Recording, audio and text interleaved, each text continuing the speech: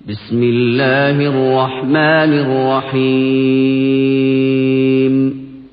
يا أيها الناس اعبدوا ربكم الذي خلقكم والذين من قبلكم لعلكم تتقون الذي جعل لكم الأرض فراشا والسماء بناء وأنزل من السماء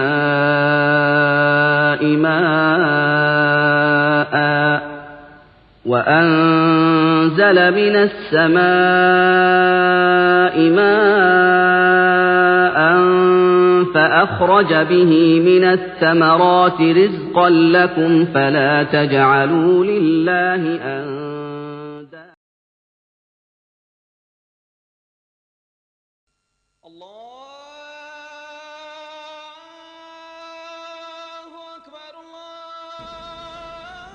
ഇസ്ലാമിക പ്രബോധനം ഓരോ മുസ്ലിമിൻ്റെയും ബാധ്യതയാണ്.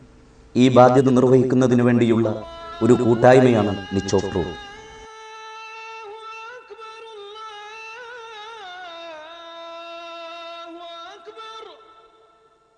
നിച്ച് ഓഫ് ട്രൂത്ത് പ്രവർത്തനങ്ങൾ ചോദ്യോത്തരത്തോടുകൂടിയ പൊതുപ്രഭാഷണങ്ങൾ, മതനേതാക്കളുമായി സ്നേഹസംവാദങ്ങൾ,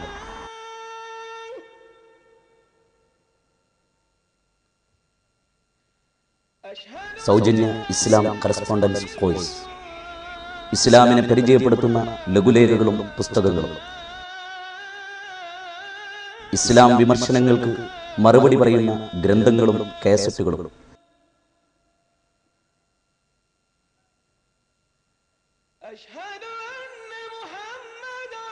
പ്രബോധനത്തിനു വേണ്ടി മാത്രമായി ഒരു ദൃശ്യ ശ്രാവ്യ മാധ്യമം ക്രിയേറ്റീവ് മീഡിയ.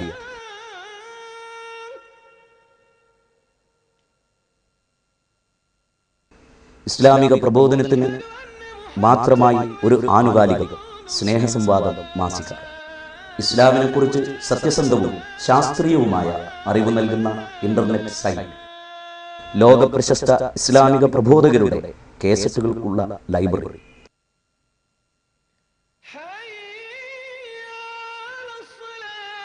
പ്രബോധകർക്കായുള്ള റഫറൻസ് ലൈബ്രറി,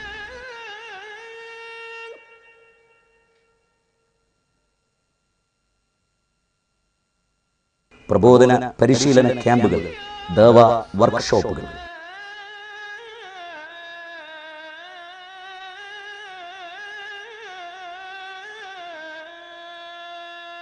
ഖുർആൻ പരിഭാഷാ വിതരണം, ഗ്രാമാന്തരങ്ങളിൽ ഇസ്ലാമിന്റെ സന്ദേശം എത്തിക്കാൻ മൊബൈൽ ദഅവ യൂണിറ്റ്, നേരിട്ട് ഇസ്ലാമിനെ മനസ്സിലാക്കാൻ നിച്ച് ഓഫ് ട്രൂത്ത് സെന്ററുകൾ.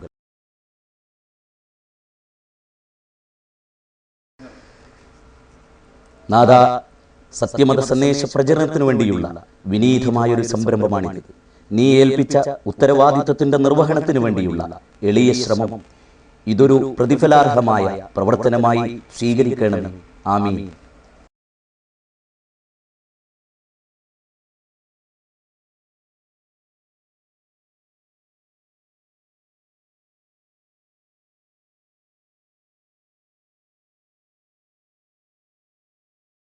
അസ്സലാമു അലൈക്കും. പർദ്ദ ധരിച്ചില്ലെങ്കിൽ അറസ്റ്റ് ചെയ്യപ്പെടാവുന്ന സൗദിയിൽ നമസ്കാര സമയത്ത് കടകളടച്ച് പള്ളിയിൽ പോയില്ലെങ്കിൽ അറസ്റ്റ് ചെയ്യപ്പെടുന്ന സൗദിയിൽ. എൻ്റെ പേര് ഇസ്മായിൽ നീറാട്, കൊണ്ടോട്ടി. ഈ സൗദിയിൽ ഇസ്ലാമിൻ്റെ ആസ്ഥാന കേന്ദ്രങ്ങൾ നിലകൊള്ളുന്ന സൗദിയിൽ, മുമ്പ് പറഞ്ഞ മുജാഹിദ് പ്രസ്ഥാനത്തിൻ്റെ മൂല്യാദർശങ്ങളായ വഹാബിസം തുടികൊള്ളുന്ന സൗദിയിൽ താടി വളർത്തുകയും നിസ്കാരത്തഴമ്പ് ഉള്ളതുമായ സൗദികൾക്ക്, വിദേശികൾക്ക്, സൗദികൾക്ക് പോലും റോട്ടിലൂടെ സ്വന്തം വാഹനം ഓടിച്ച് സ്വതന്ത്രമായി പോകാൻ ഇന്ന് അവിടുത്തെ ഭരണകർത്താക്കൾ ചില കർശന പരിശോധനകളിലൂടെ അവർക്ക് വിലങ്ങുതടിയാകുകയാണ്. ഇത് കണ്ടറിയാൻ എനിക്ക് സാധിച്ചിട്ടുണ്ട്, തൊട്ടറിയാൻ ബഹുമാനപ്പെട്ട എം അക്ബർ സാഹിബിനും സാധിച്ചിട്ടുണ്ട്. നമ്മൾ പാശ്ചാത്യ രാജ്യങ്ങളെ കുറ്റം പറയുമ്പോൾ നമ്മുടെ ആസ്ഥാന രാജ്യമായ സൗദിയിൽ നമ്മുടെ അലാമത്തുകളായ, അതായത് താടിയും നിസ്കാരത്താഴമ്പും ധരിച്ചുകൊണ്ട് യാത്ര ചെയ്യാൻ അവർക്ക് സാധിക്കുന്നില്ല, അതുപോലെ മുത്തവ എന്ന് പറയുന്ന വിഭാഗത്തിന് സാധിക്കുന്നില്ല എന്നുള്ളതൊരു വസ്തുതയാണ്. അതിന് ഈ ചോദ്യത്തിന് പറ്റുമെങ്കിൽ ബഹുമാനപ്പെട്ട ഷെരീഫ് മേലതിൽ മുജാഹിദിൻ്റെ വീക്ഷണത്തിൽ ഉത്തരം പറഞ്ഞാൽ നന്നാവും എന്നൊരു അഭിപ്രായമുണ്ട്. എൻ്റെ ഒരു ക്വസ്റ്റ്യൻ എന്നോടൊരു അമുസ്ലിം സുഹൃത്ത് ചോദിച്ചൊരു ചോദ്യമാണ്. ഇസ്ലാം 4 വിവാഹത്തിന് അനുവാദം നൽകിയിട്ടുണ്ട്. എന്നാൽ മുഹമ്മദ് നബി 12ഓളം വിവാഹം ചെയ്തിട്ടുണ്ട്. 12ഓളം വിവാഹം ചെയ്ത് വ്യത്യസ്ത സ്ത്രീകളെ അനുഭവിച്ച, ഇതിന് ഞാനൊരു ഉത്തരം കൊടുത്തിട്ടുണ്ട് കേട്ടോ, ഒന്നും കൂടെ വ്യക്തമാകാൻ വേണ്ടിയിട്ടാണ് ചോദ്യം ചോദിക്കുന്നത്. 12ഓളം വിവാഹം ചെയ്ത റസൂലുള്ളാഹി സ്വല്ലല്ലാഹു അലൈഹി വസല്ലം 4 വിവാഹത്തിന് മാത്രമേ മറ്റുള്ളവർക്ക് പെർമിഷൻ കൊടുത്തിട്ടുള്ളൂ. അതുപോലെ എന്നും അടിമത്തത്തെ പ്രോത്സാഹിപ്പിക്കുകയും ഇന്ന് അടിമത്തം നിരോധിക്കാതിരിക്കുകയും ചെയ്തിരിക്കുന്ന ഇസ്ലാം ഇന്ന് അടിമത്തം ഇസ്ലാമിൻ്റെ കാഴ്ചപ്പാടിൽ എന്താണ് എന്നതിനെപ്പറ്റി എനിക്ക് അദ്ദേഹത്തിന് ഉത്തരം കൊടുക്കാൻ സാധിച്ചിട്ടില്ല. അതും കൂടെ അത് വ്യക്തമായ അടിമത്തത്തിൻ്റെ ഇസ്ലാമിക വീക്ഷണത്തിൽ അടിമത്തം എന്നത് ബഹുമാനപ്പെട്ട എം അക്ബർ ഉത്തരം തന്നാൽ നന്നായിരുന്നു എന്ന്. അസ്സലാമു അലൈക്കും. അസ്സലാമു അലൈക്കും വറഹ്മത്തുള്ളാഹി. ബിസ്മില്ലാഹിർ റഹ്മാനിർ റഹീം. അൽഹംദുലില്ലാഹി റബ്ബിൽ ആലമീൻ. അസ്സലാത്തു വസ്സലാമു അലാ അഷ്റഫിൽ മുർസലീൻ വഅലാ ആലിഹി വഅസ്ഹാബിഹി അജ്മഈൻ. അമ്മാ ബഅദ്. അഊദു ബില്ലാഹി മിനശ് ശൈത്വാനിർ റജീം. ബിസ്മില്ലാഹിർ റഹ്മാനിർ റഹീം. യുരീദൂന അൻ യുത്ഫിഉ നൂറല്ലാഹി ബിഅഫ്വാഹിഹിം വയഅബല്ലാഹു ഇല്ലാ അൻ യുത്തിമ്മ നൂറഹു വലൗ കരിഹൽ കാഫിറൂൻ. ഹുവല്ലദീ അർസല റസൂലഹു ബിൽ ഹുദാ വദീനിൽ ഹഖ് ലിയുദ്ഹിറഹു അലദ്ദീനി കുല്ലിഹി വലൗ കരിഹൽ മുശ്രികൂൻ. സഹോദരീ സഹോദരന്മാരെ, ഇസ്ലാമും വിമർശനങ്ങളും എന്ന വിഷയത്തെക്കുറിച്ചുള്ള വിഷയാവതരണമാണ് നമ്മുടെ മുന്നിൽ സമർപ്പിക്കപ്പെട്ടിട്ടുള്ളത്. അന്തിമ പ്രവാചകനായ മുഹമ്മദ് റസൂലുള്ളാഹി സ്വല്ലല്ലാഹു അലൈഹി വസല്ലമയിലൂടെ പൂർത്തീകരിക്കപ്പെട്ട ദർശനം വ്യത്യസ്തങ്ങളായ കാലഘട്ടങ്ങളിൽ വ്യത്യസ്തങ്ങളായ പ്രദേശങ്ങളിലേക്ക് നിയോഗിക്കപ്പെട്ട പ്രവാചകന്മാർ മുഴുവനും പഠിപ്പിച്ച ദർശനം സമൂഹത്തിൽ മതത്തിൻ്റെയും ദൈവത്തിൻ്റെയും പേരിൽ സമൂഹത്തെ ചൂഷണം ചെയ്തുകൊണ്ട് നിലനിന്നിരുന്ന പൗരോഹിത്യത്തിൻ്റെ ചങ്ങലക്കെട്ടുകളിൽ നിന്ന് മുക്തമാക്കി സർവശക്തനായ സ്രഷ്ടാവിനും മനുഷ്യർക്കുമിടയിലുള്ള സകല ദല്ലാളന്മാരെയും നിഷ്കാസനം ചെയ്ത ദർശനം മനുഷ്യർക്കിടയിൽ മനുഷ്യരെ ചൂഷണം ചെയ്യുന്ന വ്യവസ്ഥിതികൾക്ക് അവസാനം കുറിക്കുകയും അങ്ങനെ ചൂഷണങ്ങൾക്ക് വിധേയരായ ആളുകൾക്ക് വിമോചനത്തിൻ്റെ സന്ദേശം പഠിപ്പിക്കുകയും ചെയ്ത ദർശനം ഇത് എക്കാലഘട്ടത്തിലും പ്രവാചകന്മാരുടെ കാലഘട്ടങ്ങളിൽ മുഴുവനും ഏറെ വിമർശിക്കപ്പെട്ടിട്ടുണ്ട്, ഏറെ പ്രതിസന്ധികൾക്ക് വിധേയമാക്കപ്പെട്ടിട്ടുണ്ട്, ഏറെ ആരോപണങ്ങൾക്ക് വിധേയമാക്കപ്പെട്ടിട്ടുണ്ട്. അന്തിമ പ്രവാചകൻ്റെ ജീവിത കാലഘട്ടത്തിലും ഏറെ വിമർശിക്കപ്പെടുകയും ഏറെ ബത്സിക്കപ്പെടുകയും ചെയ്ത ദർശനമാണ് ഇസ്ലാം എന്ന് നമുക്കറിയാം. റസൂലുള്ളാഹി സ്വല്ലല്ലാഹു അലൈഹി വസല്ലമയുടെ ജീവിതാവസാനത്തിന് ശേഷം 14 നൂറ്റാണ്ടുകൾ പിന്നിടുമ്പോൾ ഈ കാലഘട്ടത്തിലും ഏറ്റവും അധികം വിമർശിക്കപ്പെട്ടുകൊണ്ടിരിക്കുന്ന ദർശനം ഇസ്ലാമാണ് എന്നുള്ളതൊരു പച്ചയായ വസ്തുതയാണ്. എന്തുകൊണ്ട് ഇസ്ലാം വിമർശിക്കപ്പെടുന്നു എന്നുള്ളത് തികച്ചും മാനവികമായ കാഴ്ചപ്പാടിലാണ് ഇവിടെ വിവരിക്കപ്പെട്ടിട്ടുള്ളത്. ഇസ്ലാമിൻ്റെ ആദർശങ്ങൾ സകലവിധ ചൂഷണങ്ങളുടെയും അടിവേരറുക്കുന്നതാണ്. അതുകൊണ്ട് തന്നെ ചൂഷണത്തിൻ്റെ വക്താക്കൾക്ക്, അത് മതത്തിൻ്റെ പേരിലായിരുന്നാലും ഭൗതികതയുടെ പേരിലായിരുന്നാലും കച്ചവട താല്പര്യത്തിൻ്റെ പേരിലായിരുന്നാലുമെല്ലാം ചൂഷണത്തിൻ്റെ വക്താക്കൾക്ക് ഇസ്ലാമിക ആദർശം, ഇസ്ലാമിൻ്റെ അടിസ്ഥാന പ്രമാണങ്ങൾ അതെല്ലാം തന്നെ എക്കാലഘട്ടത്തിലും പ്രയാസകരമായ ആദർശങ്ങളാണ് മുന്നോട്ട് വെക്കുന്നത് എന്നുള്ളത് കൊണ്ട് തന്നെ ഇസ്ലാമിനെ തമസ്കരിക്കുവാനും ഇസ്ലാമിനെ തെറ്റിദ്ധരിപ്പിക്കുവാനും വേണ്ടിയുള്ള കൊണ്ടുപിടിച്ച പരിശ്രമങ്ങൾ ലോകത്തിൻ്റെ വ്യത്യസ്തങ്ങളായ ഭാഗങ്ങളിൽ നടന്നുകൊണ്ടിരിക്കുകയാണ്. ആ പരിശ്രമങ്ങൾ നടന്നുകൊണ്ടിരിക്കുമ്പോൾ തന്നെ ഇസ്ലാമിക ആദർശത്തെ പച്ചയായി അവതരിപ്പിക്കുക എന്ന, ആ ആദർശത്തിനെതിരെ വരുന്ന ഒളിയമ്പുകൾക്ക് കൃത്യമായി മറുപടി പറയുക എന്ന ബാധ്യതാ നിർവഹണത്തിൻ്റെ ഭാഗമായി സംഘടിപ്പിക്കപ്പെട്ടതാണ് ഈ പ്രോഗ്രാം എന്നിവിടെ സൂചിപ്പിക്കപ്പെടുകയുണ്ടായി. തീർച്ചയായും ഈ പരിപാടിയുടെ വിഷയാവതരണത്തിൽ പറഞ്ഞതുപോലെ ഈ വിഷയം സമഗ്രമായി ചർച്ച ചെയ്യുക മാത്രമല്ല, ഈ വിഷയത്തിൻ്റെ അന്തസ്സത്ത നമ്മുടെ സമൂഹത്തിലേക്ക് ഇറക്കിക്കൊണ്ടുപോകുവാൻ കൂടിയുള്ളൊരു പ്രചോദനമായി ഈ പരിപാടി മാറണമെന്നും മാറ്റണമെന്നും ആമുഖമായി അഭ്യർത്ഥിപ്പിച്ചുകൊണ്ട് ഞാൻ ചോദ്യത്തിലേക്ക് പ്രവേശിക്കുകയാണ്. ബഹുമാനനായ സുഹൃത്ത് ചോദ്യം അല്ല ചോദിച്ചിട്ടുള്ളത്, ചോദ്യങ്ങളുടെ ഒരു പടക്കം പൊട്ടിച്ചിരിക്കുന്നു എന്ന് വേണമെങ്കിൽ പറയാം. 2-3 ചോദ്യങ്ങൾ ഒന്നിച്ചടിച്ചിരിക്കാം. ഒന്നാമത്തെ ചോദ്യം ഷെരീഫിനോടാണെന്നാണ് പറഞ്ഞത്. ഏതായിരുന്നാലും ഒരാൾ നീറ്റ് നിന്നാൽ മതിയല്ലോ എന്നുള്ള നിലക്കാണ് ഞാൻ നീട്ടുന്നത്.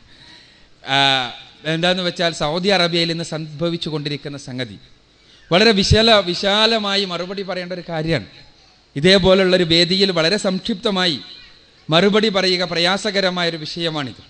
കാരണം സൗദി അറേബ്യയിൽ എന്നല്ല, ഇസ്ലാമിക ലോകത്ത് പൊതുവെ ഇസ്ലാമിൻ്റെ ചിഹ്നങ്ങളുമായി ജീവിക്കുന്ന ആളുകളെ കൂടുതൽ സംശയിക്കപ്പെടുന്ന അവസ്ഥാവിശേഷമുണ്ട്. അതിന് കേവലം ഭരണാധികാരികളെ മാത്രം കുറ്റം പറഞ്ഞുകൊണ്ട് ഒഴിഞ്ഞു നിൽക്കാൻ നമുക്ക് കഴിയും. ഏത് രാജ്യത്തിലെയും ഭരണാധികാരികളെ നമുക്ക് പറഞ്ഞുകൊണ്ട് ഒഴിഞ്ഞു നിൽക്കാൻ കഴിയും. കേവലം മീഡിയയെ പറഞ്ഞുകൊണ്ട് ഒഴിഞ്ഞു നിൽക്കാൻ നമുക്ക് കഴിയും. അതേപോലെ തന്നെ പാശ്ചാത്യൻ ദർശനത്തെ, പാശ്ചാത്യരുടെ കച്ചവട താല്പര്യത്തെക്കുറിച്ച് വിമർശനാത്മകമായി വിശകലനം ചെയ്തുകൊണ്ട് ഒഴിഞ്ഞു നിൽക്കാൻ നമുക്ക് കഴിയും. പക്ഷേ അവിടെ നമ്മൾ മനസ്സിലാക്കേണ്ട ഒരു പച്ചയായ സത്യമുണ്ട്. എന്തെന്ത് പറഞ്ഞാലും ഇസ്ലാമിൻ്റെ പേരിൽ, ഇസ്ലാമിൻ്റെ ചിഹ്നങ്ങൾ ഉപയോഗിച്ചുകൊണ്ട്, ഇസ്ലാമിൻ്റെ പേരിൽ ഇസ്ലാമിൻ്റെ വേഷം ഉപയോഗിച്ചുകൊണ്ട്, ഇസ്ലാമിനെ മനസ്സിലാക്കുന്ന അവസ്ഥയെ ഉപയോഗപ്പെടുത്തിക്കൊണ്ട് ഭീകരതയും തീവ്രവാദവും സാമൂഹ്യ വിരുദ്ധ പ്രവർത്തനവും ലോകവ്യാപകമായി നടന്നുകൊണ്ടിരിക്കുന്നു എന്നുള്ളതൊരു സത്യമാണ്, വസ്തുതയാണ്. ആ വസ്തുതയെ നിഷേധിച്ചിട്ട് പ്രത്യേകിച്ചിട്ട് കാര്യമൊന്നുമില്ല. ആ വസ്തുതയെ ഉൾക്കൊള്ളുകയും അതിന് കാരണമെന്താണ് എന്ന് കൃത്യമായി വിശകലനം ചെയ്ത് ആ കാരണത്തെ ചികിത്സിക്കുകയും ചെയ്താലല്ലാതെ യഥാർത്ഥത്തിൽ ഈ പ്രശ്നം അവസാനിക്കില്ല. നമുക്കെല്ലാവരും കുറ്റം പറയാം, പാശ്ചാത്യരാണ് എല്ലാത്തിനും കാരണം എന്ന് നമുക്ക് പറയാം. അതേപോലെ തന്നെ മീഡിയയെ നമുക്ക് മൊത്തത്തിൽ എതിർക്കാം. ഇതെല്ലാം സത്യമാണ് താനും. പക്ഷേ എങ്ങനെയാണ് ഇവർ പ്രവർത്തിക്കുന്നത് എന്ന് തിരിച്ചറിയേണ്ട ബാധ്യതയുള്ളവരാണ് നമ്മൾ. രണ്ടും കൂടി വെക്കാൻ പറ്റില്ല.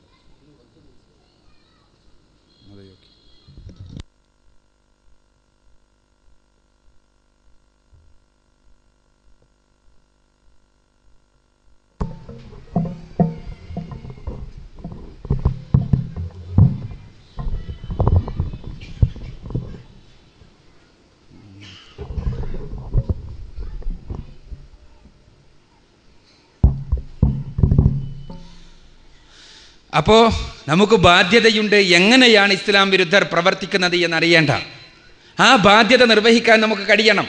ഇസ്ലാം വിരുദ്ധർ അവരുടെ ഏറ്റവും വലിയ ആയുധമാണ് മീഡിയ എന്ന് ഇവിടെ പറഞ്ഞു.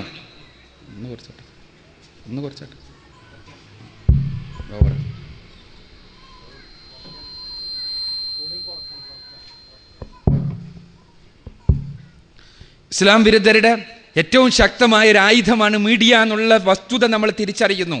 പക്ഷെ ആ മീഡിയ എങ്ങനെയാണ് പ്രവർത്തിക്കുന്നത് എന്ന് നമ്മൾ മനസ്സിലാക്കേണ്ടതുണ്ട്. അത് മനസ്സിലാക്കുകയും ഏത് തലത്തിലാണ് ഇസ്ലാം ലോകത്ത് തെറ്റിദ്ധരിക്കപ്പെട്ടുകൊണ്ടിരിക്കുന്നത് എന്ന് തിരിയുകയും മനസ്സിലാക്കുകയും ചെയ്യുമ്പോൾ മാത്രമേ നമ്മുടെ പ്രവർത്തനങ്ങൾ കൊള്ളേണ്ടിടത്ത് കൊള്ളുകയുള്ളൂ എന്ന് നമ്മൾക്ക് തിരിച്ചറിയാൻ കഴിയണം. ലോകത്ത് ഇസ്ലാമിനെ വെറുക്കുന്നത്, ഇസ്ലാമിനെ എതിർക്കുന്നത്, ഇസ്ലാമിക ആദർശം തങ്ങളുടെ താല്പര്യങ്ങൾക്കെതിരാണ് എന്നതുകൊണ്ടാണ് ഒരു തലത്തിൽ. രണ്ടാമത്തെ തലത്തിലോ അവരുടെ കച്ചവടപരമായ രാഷ്ട്രീയമായ പെട്രോ ഡോളറുമായി ബന്ധപ്പെട്ടുള്ള താല്പര്യങ്ങളുണ്ട് എന്നതൊരു മറ്റൊരു വശം. എന്നാൽ ഇസ്ലാമിക ആദർശത്തെ തകർക്കാൻ ഞങ്ങളിത് വരുന്നു എന്ന് പറഞ്ഞ് പെരുമ്പറയടിച്ചുകൊണ്ടല്ല ഒരിക്കലും തന്നെ ഇസ്ലാം വിരുദ്ധർ കടന്നു വരാറുള്ളത്. മറിച്ച് ഇസ്ലാമിക ആദർശത്തെ മുസ്ലിങ്ങളെ കൊണ്ട് തന്നെ തകർപ്പിക്കുക എന്ന വളരെ നികൃഷ്ടമായ ഫ്രീമൈസണറിയുടെ തന്ത്രമാണ് പലപ്പോഴും ഉപയോഗിക്കപ്പെടുന്നത് എന്നുള്ളതാണ് യാഥാർത്ഥ്യം. മീഡിയ പലപ്പോഴും ഈ ദൗത്യമാണ് നിർവഹിക്കപ്പെടുന്നത്. സത്യത്തിൽ സത്യത്തിൽ തീവ്രവാദം എന്നുള്ളത്, ഭീകരവാദം എന്നുള്ളത് ഇസ്ലാമിൻ്റെ നിഘണ്ടുവിൽ സ്ഥാനമില്ലാത്ത പദങ്ങളാണ് എന്ന് പറഞ്ഞു തരേണ്ട ആവശ്യമില്ല. ഞാനതാണ് പറഞ്ഞത്. മണിക്കൂറുകളോളം നമ്മൾ സംസാരിക്കേണ്ടി വരും ആ വിഷയവുമായി ബന്ധപ്പെട്ട് കൊണ്ടുപോവുകയാണെങ്കിൽ. ഭീകരവാദം ഇസ്ലാമിൻ്റെ നിഘണ്ടുവിൽ സ്ഥാനമുള്ള ഒരു പദമേയല്ല. അന്നഹു മൻ ഖതല നഫ്സൻ ബിഗൈരി നഫ്സിൻ ഫകഅന്നമാ ഖതല നാസ ജമീഅ എന്ന് പരിശുദ്ധ ഖുർആൻ ആദം നബി അലൈഹി സ്വലാത്തു വസ്സലാമിൻ്റെ പുത്രന്മാർ തമ്മിലുണ്ടായ പ്രശ്നത്തെയും കൊലപാതകത്തെയും കുറിച്ച് പറഞ്ഞപ്പോൾ ഇസ്രായേൽ സമുദായത്തിന് മൊത്തത്തിൽ നൽകിയ നിയമമായി പരിശുദ്ധ ഖുർആൻ 5-ാമത്തെ അധ്യായം സൂറത്തുൽ മാഇദയുടെ 32-ാമത്തെ വചനത്തിൽ ഉദ്ധരിച്ചിട്ടുള്ളത് നമുക്കറിയാം. ഒരാളെ നിഷ്കളങ്കനായ ഒരു മനുഷ്യനെ, നിരപരാധിയായ ഒരു മനുഷ്യനെ കൊല ചെയ്യുകയാണ് എങ്കിൽ ഭൂമിയിലുള്ള മനുഷ്യരെ മുഴുവനും കൊല ചെയ്തതിന് സമമാണ് എന്ന് പറഞ്ഞ പരിശുദ്ധ ഖുർആനിക ദർശനത്തിന് ഭീകരവാദം പരിചയമുള്ളതല്ല, തീവ്രവാദം പരിചയമുള്ളതല്ല. റസൂലുള്ളാഹി സ്വല്ലല്ലാഹു അലൈഹി വസല്ലമ വളരെ കൃത്യമായി തന്നെ പഠിപ്പിച്ചിട്ടുള്ള കാര്യമാണ്. മതത്തിൽ അതിര് കവിയുന്നതിനെ നിങ്ങൾ സൂക്ഷിക്കുക. മതത്തിൽ അതിര് കവിയുന്നത് ഇസ്ലാമിക ദർശനത്തിന് പരിചയമുള്ളതല്ല. പരിശുദ്ധ ഖുർആനും തിരുസുന്നത്തും കൃത്യമായി എന്താണ് മതമെന്ന് പഠിപ്പിച്ചിട്ടുണ്ട്.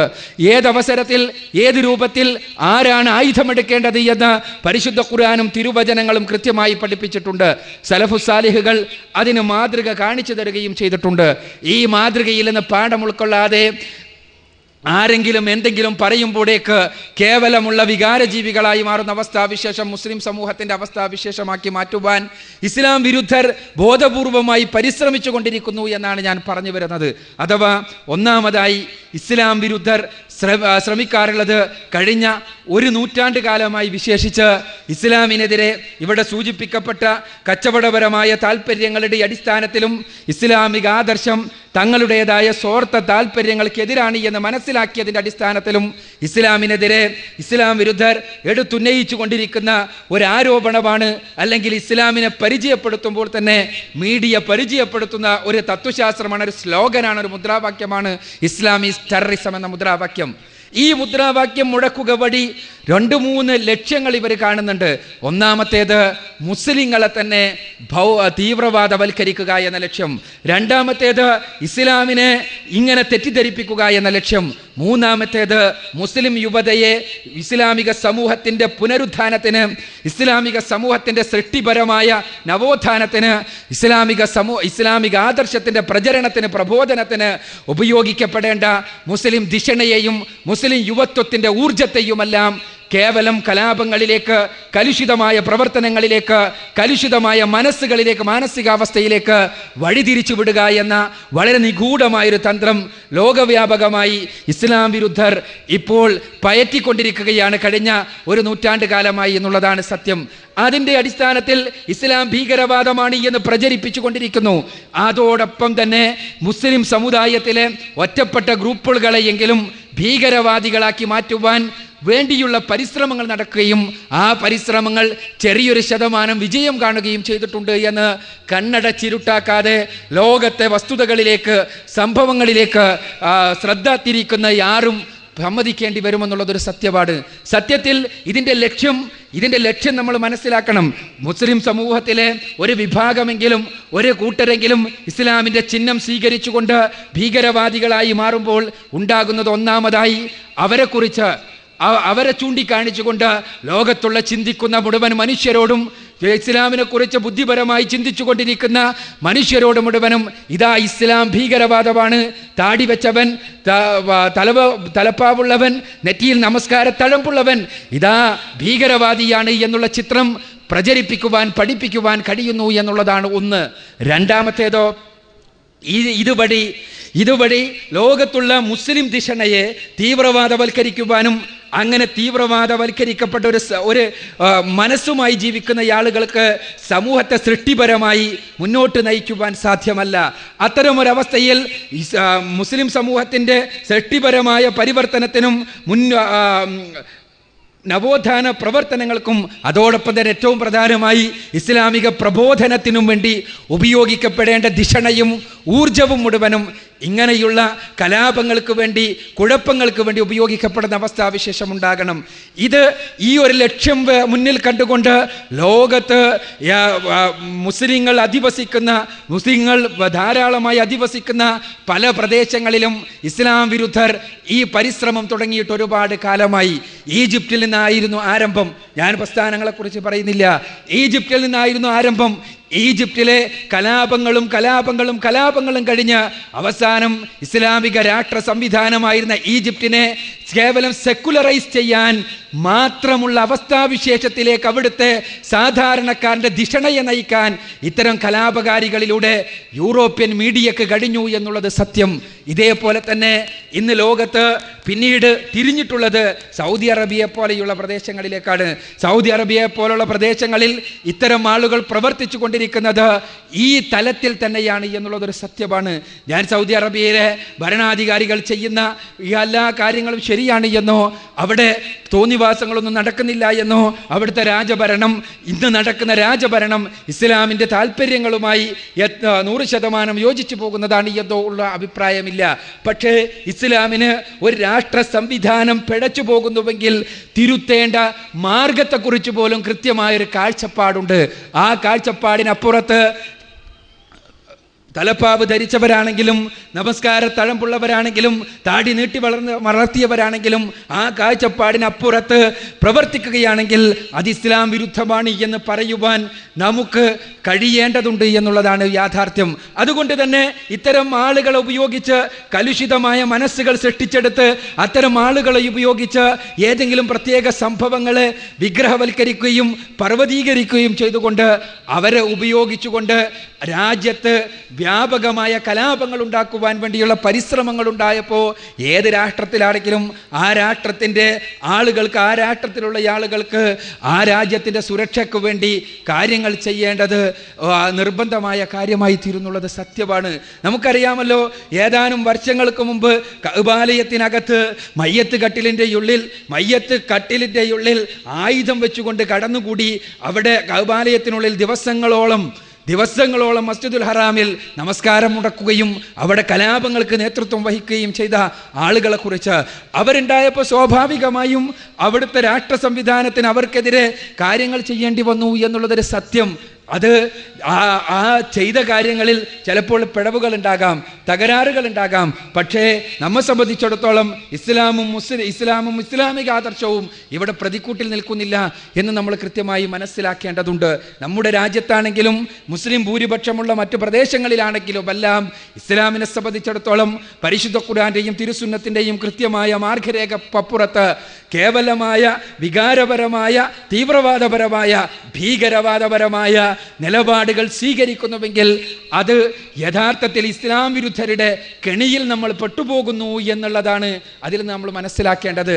കാരണം ഇസ്ലാം വിരുദ്ധർക്ക് മുസ്ലിങ്ങളുടെ ആയുധത്തെ പ്രത്യേകിച്ച് ഭയപ്പാടൊന്നുമുണ്ട് എന്ന് നമ്മൾ വിചാരിക്കേണ്ടതില്ല. അതിനു മാത്രം വിഡ്ഢിത്തമൊന്നും നമുക്ക് ആവശ്യമില്ലല്ലോ. ലോകത്ത് മുസ്ലിങ്ങളുടെ കൈകളിലുള്ള ആയുധത്തെ ഭയപ്പെടുന്നവരാണ് ഇസ്ലാം വിരുദ്ധർ എന്ന് വിചാരിക്കാൻ മാത്രം ബുദ്ധിപരമായി നമ്മൾ അധമന്മാരായിക്കൂടാ.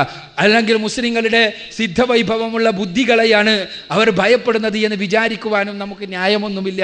ഭൗതികമായി പറഞ്ഞാൽ മുസ്ലിം രാഷ്ട്രങ്ങൾക്കടുത്തുള്ള പെട്രോ ഡോളറിൽ അവരുടെ ശ്രദ്ധയുണ്ട് എന്ന് പറയാം. പക്ഷെ അതിനേക്കാൾ അധികം പെട്രോ ഡോളർ കടന്നു വരുന്നതിന് മുൻപ് തന്നെ ഇസ്ലാമിനെതിരെ, മുസ്ലിം രാഷ്ട്രങ്ങൾക്കെതിരെയുള്ള സമരങ്ങൾ ആരംഭിച്ചിരുന്നു എന്ന് കുരിശുയുദ്ധങ്ങൾക്ക് ശേഷമുള്ള സംഭവങ്ങളും ഗൗരവതരമായി നിരീക്ഷിക്കുന്ന ആർക്കും നിഷേധിക്കാൻ കഴിയില്ല.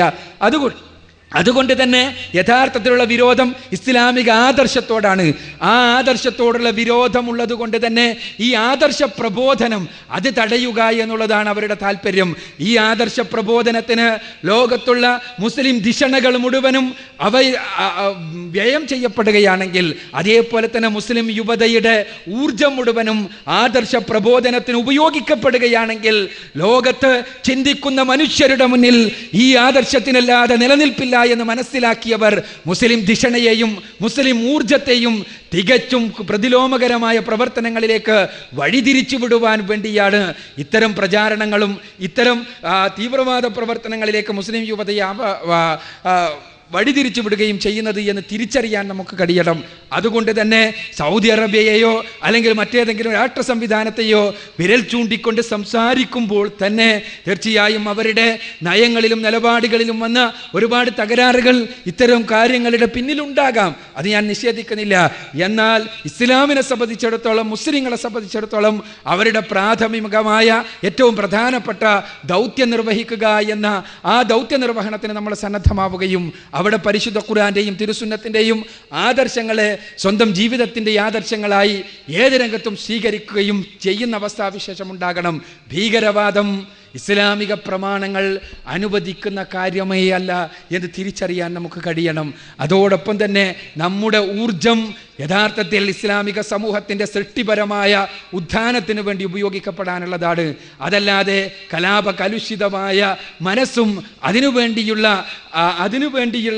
ഊർജത്തിൻ്റെ സമാഹരണവുമെന്ന തികച്ചും പ്രതിലോമകരമായ ആശയത്തിലേക്ക് നമ്മൾ പോകാതിരിക്കാൻ നമ്മുടെ ഈ മതനിരപേക്ഷ രാഷ്ട്രത്തിലെ ഇസ്ലാമിക മുസ്ലിം സമൂഹവും ശ്രദ്ധിക്കേണ്ടതുണ്ട് എന്നാണ് അഭിഷേകമായി എനിക്ക് സൂചിപ്പിക്കുവാനുള്ളത്. വളരെ കൂടുതൽ വിശദീകരണം ആവശ്യമുള്ളൊരു വിഷയമാണ്. നമുക്ക് ഇൻഷാ അല്ലാഹ് അഭിഷേകമായി പിന്നീട് സംസാരിക്കാവുന്നതാണ്. മറ്റ് ചോദ്യങ്ങൾ ഇൻഷാ അല്ലാഹ് മഗ്‌രിബിന് ശേഷം ആ ചോദ്യങ്ങൾക്ക് മറുപടി പറയാമെന്നാണ് വിചാരിക്കുന്നത്. സഹോദരന്മാരെ, നേരത്തെ ചോദിച്ച ചോദ്യത്തിൽ പ്രധാനപ്പെട്ട 2 ചോദ്യങ്ങളുണ്ടായിരുന്നു. അത് നമസ്കാരത്തിന് ശേഷം നമ്മൾ ഉത്തരം പറയാമെന്ന് പറഞ്ഞിട്ട് നിർത്തിവെച്ചതാണ്. അവിടെ ഇൻഷാ അല്ലാഹ് അത് കഴിഞ്ഞതിന് ശേഷം നിങ്ങൾക്ക് ചോദിക്കാവുന്നതാണ്. ഇവിടെ പറഞ്ഞതുപോലെ ഒരവസരത്തിൽ ഒരു ചോദ്യം മാത്രം ചോദിക്കുക. എങ്കിൽ നമുക്ക് കൂടുതൽ ആളുകൾക്ക് അവസരം ലഭിക്കുകയും കൂടുതൽ വിശദമായി ചോദിക്കാൻ കഴിയുകയും ചെയ്യും. അത് പ്രത്യേകം ശ്രദ്ധിച്ചാൽ ഇത്തരം പ്രയാസങ്ങൾ ഒഴിവാക്കാൻ കഴിയും. നേരത്തെ 2ാമത്തെ ചോദ്യം, പ്രവാചകൻ സല്ലല്ലാഹു അലൈഹി വസല്ലമ ഒരുപാട് വിവാഹങ്ങൾ ചെയ്തു. എന്നാൽ മുസ്ലിങ്ങളെ മൊത്തത്തിൽ 4 വിവാഹങ്ങൾക്ക് മാത്രമാണ് അനുവദിച്ചത്. ഇത് റസൂലുള്ളാഹി സ്വല്ലല്ലാഹു അലൈഹി വസല്ലമ ചെയ്ത വിവേചനമല്ലേ എന്നാണ്. ഇവിടെ നമ്മൾ മനസ്സിലാക്കേണ്ട അടിസ്ഥാനപരമായൊരു കാര്യം ഇസ്ലാമിക നിയമങ്ങൾ പടച്ച തമ്പുരാനില്ലെന്നുള്ളതാണ്. അത് പ്രവാചകനായിരുന്നാലും ജനങ്ങൾക്കായിരുന്നാലും ഈ നിയമങ്ങൾ സർവശക്തനായ തമ്പുരാൻ്റെ കൃത്യമായ വെളിപാടുകളുടെ അടിസ്ഥാനത്തിലാണ് നടപ്പാക്കപ്പെടുന്നത്. പ്രവാചകൻ സല്ലല്ലാഹു അലൈഹി വസല്ലമക്ക് മാത്രമുള്ള ചില നിയമങ്ങളുണ്ട്. അദ്ദേഹം മാത്രം അനുഷ്ഠിക്കേണ്ട ചില കാര്യങ്ങളുണ്ട്. പ്രവാചകൻ സല്ലല്ലാഹു അലൈഹി വസല്ലമക്ക് അദ്ദേഹത്തിൻ്റെ രാത്രി നമസ്കാരം നിർബന്ധമായിരുന്നു. പ്രവാചകൻ സല്ലല്ലാഹു അലൈഹി വസല്ലമക്ക് ഒരു സമയം കഴിഞ്ഞതിന് ശേഷം ഖുർആനിലെ 33-ാമത്തെ അധ്യായത്തിലെ സൂറത്ത് അഹ്സാബിലെ ചില വചനങ്ങൾ അവതരിപ്പിക്കപ്പെട്ടതിന് ശേഷം പിന്നീട് നിലനിൽക്കുന്ന ഭാര്യമാരെ ഒരിക്കലും ത്വലാഖ് ചെല്ലാൻ പാടില്ല, അഥവാ അവരെ ഒരിക്കലും തന്നെ വിവാഹമോചനം ചെയ്യാൻ പാടില്ല എന്ന നിയമം പ്രവാചകന് മാത്രമായി ഉണ്ടായിട്ടുണ്ട്. അതേപോലെ തന്നെ ഒരിക്കലും വേറെ വിവാഹം കഴിക്കാൻ പാടില്ല എന്ന നിയമവും ഉണ്ടായിട്ടുണ്ട്. മുസ്ലിങ്ങൾക്കില്ലാത്ത, മറ്റുള്ളവർക്കില്ലാത്ത പ്രത്യേകമായ നിയമങ്ങൾ റസൂലുള്ളാഹി സ്വല്ലല്ലാഹു അലൈഹി വസല്ലമക്ക് മാത്രമായി ഉണ്ടായിട്ടുണ്ട് എന്നാണ് ഞാൻ പറഞ്ഞു വരുന്നത്. ഇസ്ലാമിനെ സംബന്ധിച്ചിടത്തോളം ഇസ്ലാമിൻ്റെ ആഗമനത്തിന് മുൻപ്, പ്രവാചക നിയോഗത്തിന് മുൻപ് അറേബ്യൻ സമൂഹത്തിൽ ഭാര്യമാരുടെ എണ്ണത്തിന് യാതൊരു കണക്കും ഉണ്ടായിരുന്നില്ല.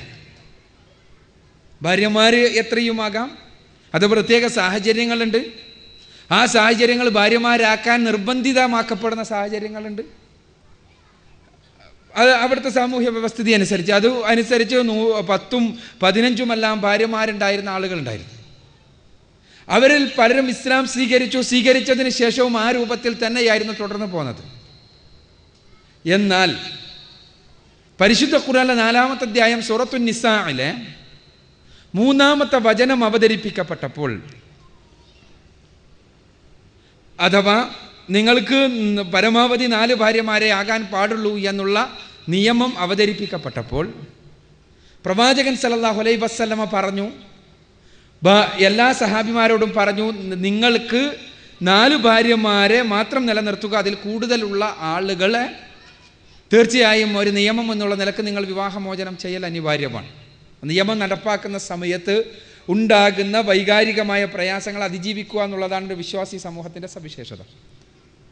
അങ്ങനെ അവർ വിവാഹമോചനം ചെയ്യുകയും ആ വിവാഹമോചനം ചെയ്ത ആളുകളെ മറ്റു സഹാബത്ത് അഥവാ ഭാര്യമാരില്ലാത്ത അല്ലെങ്കിൽ 1-2 ഭാര്യമാരുള്ള മറ്റ് പ്രവാചക അനുചരന്മാർ അവരെ സ്വീകരിക്കുകയും ചെയ്തുകൊണ്ടാണ് ഇസ്ലാമിക സമൂഹത്തിൽ ഈ നിയമം നടപ്പാക്കപ്പെട്ടത്.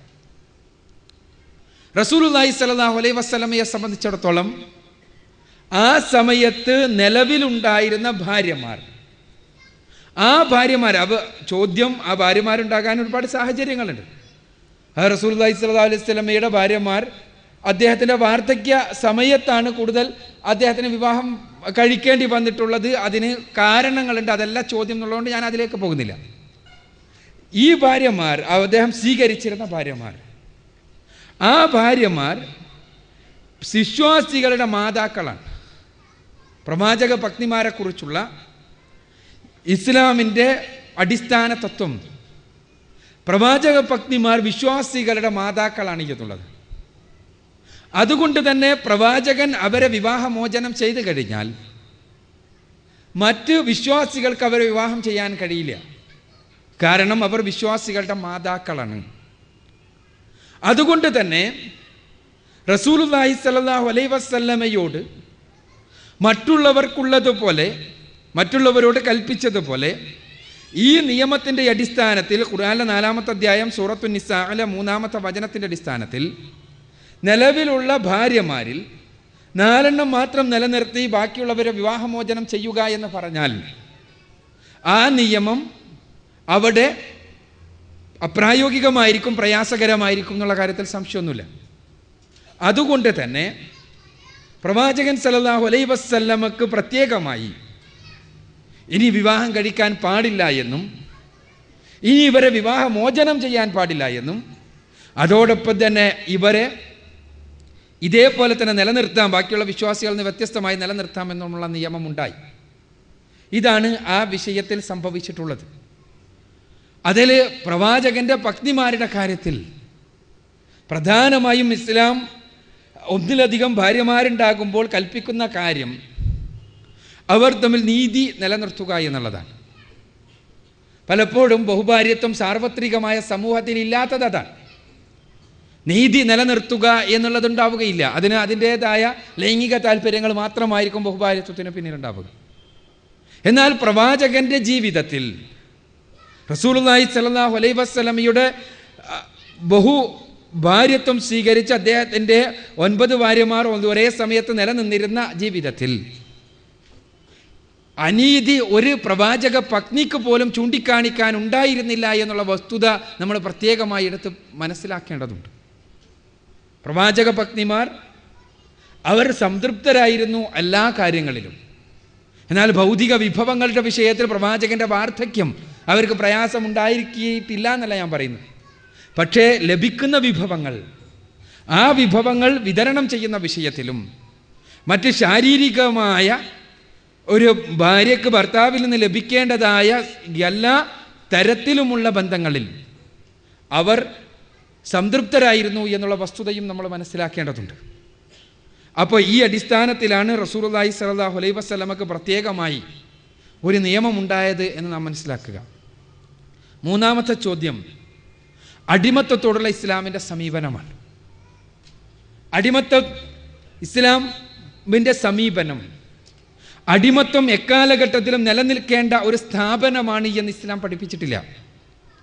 മുൻപേ നിലവിലുണ്ടായിരുന്ന ഒരു സാമൂഹ്യ സ്ഥാപനം, ആ സ്ഥാപനത്തെ മാനവവൽക്കരിക്കുകയും അതിൽ നിർബന്ധമായും ഉണ്ടായി വരേണ്ട നിയമങ്ങൾ പഠിപ്പിക്കുകയും അടിമ വിമോചനം എന്നത് ഒരു ഉത്കൃഷ്ടമായ കർമ്മമായി പറയുകയും ആ അടിമ വിമോചനത്തിന് ആ വിശ്വാസികളെ പ്രേരിപ്പിക്കുകയും ആ അടിമ വിമോചനം നടക്കുവാൻ ആവശ്യമായ സംവിധാനങ്ങൾ സൃഷ്ടിക്കുകയും അതോടൊപ്പം തന്നെ അടിമയും ഉടമയും തമ്മിലുള്ള മാനസികമായ വിടവ് പൂർണ്ണമായി ഇല്ലാതെയാക്കുവാൻ ആവശ്യമായ കൃത്യമായ മനഃശാസ്ത്രപരമായ സംവിധാനങ്ങൾ ഏർപ്പെടുത്തുകയും അവർ തമ്മിൽ സാഹോദര്യം വളർത്തുകയും അടിമയെ പീഡിപ്പിക്കുന്ന ഉടമ മനസ്ഥിതിക്ക് അടിവേരറുക്കുകയും ആ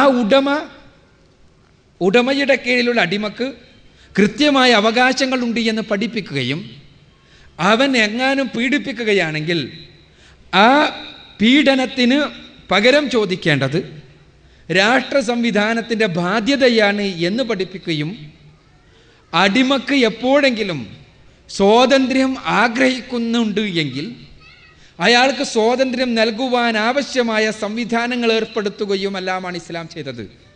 അടിമത്വം പൂർണ്ണമായി ഇസ്ലാം നിരോധിച്ചിട്ടില്ല. അത് എന്തുകൊണ്ട് എന്ന് ചോദ്യത്തിൽ വരാത്തത് കൊണ്ട് തന്നെ ഞാൻ വിശദീകരിക്കുന്നില്ല. അത് ഇൻഷാ അല്ലാഹ് ചോദ്യം വരികയാണെങ്കിൽ ഇൻഷാ അല്ലാഹ് പിന്നീട് വിശദീകരിക്കാം. അടിമത്വം എന്നും നിലനിൽക്കേണ്ട ഒരു സ്ഥാപനമായി ഇസ്ലാം പഠിപ്പിച്ചിട്ടില്ല. എന്നാൽ അടിമത്വം നിലനിൽക്കുന്ന സാമൂഹ്യ സാഹചര്യത്തിൽ അടിമത്വത്തെ മാനവവൽക്കരിക്കുകയും അടിമയെ പൂർണ്ണനായ മനുഷ്യനായി കണ്ട്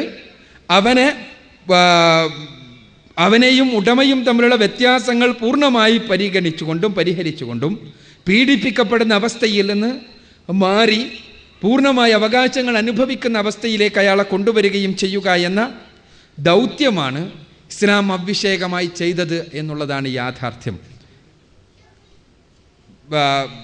അടിമത്വം പൂർണ്ണമായി ഇസ്ലാം നിരോധിച്ചിട്ടില്ല. മദ്യത്തെയോ വ്യഭിചാരത്തെയോ ഒന്നും പോലെ അടിമത്വം പൂർണ്ണമായി ഇസ്ലാം നിരോധിച്ചിട്ടില്ല.